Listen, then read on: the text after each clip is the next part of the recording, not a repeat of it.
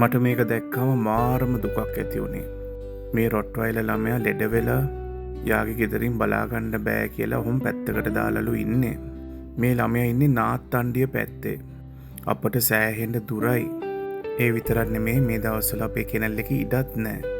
මේ ළමයාට පිහිට වෙන්න පුළුවන් කවුරු ඉන්නවනම් මෙයාට බෙහෙත් කරලා මේ ළමයාට ජීවත් වෙන්න chance එකක් දෙන්න පුළුවන් කෙනෙක් ඉන්නවනම් මේ නම්බර් එකට කෝල් එකක් දෙන්න. 077යි 392යි 35යි 54. ඒ විතර නෙමෙයි guys, මේ වගේ කේසස් අපට සෑහෙන්න එනවා. ඕගොල්ලොන්ගේ අයින් කරපු කූඩු වගේ දේවල් තියෙනවා නම් මට කෝල් එකක් දෙන්න. අපට මේ වගේ කෝල්ස් ගොඩාක් දවසට එන හන්ද හැමෝටම උදව් කරන්න අමාරුයි. ඇයි ඒකට සෑහෙන්න වීදමක් යනවා, කූඩු ඕනේ. ඒ ඔක්කොම මටයි ඩෝරටයි තනියම කරන්න අමාරුයි. ඕගොල්ලොන්ට මේ වගේ ළමෙක්ට පොඩි විදියකින් හරි සපෝට් කරන්න පුළුවන් නම් මට මෙසේජ් එකක් දාන්න.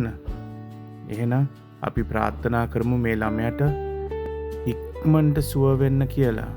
guys please මේ post එක share කරන්න. පුළුවන් ඉක්මනින් මෙයාට උදව්වක් කරමු. එහෙනම් අපි ගියා. bye.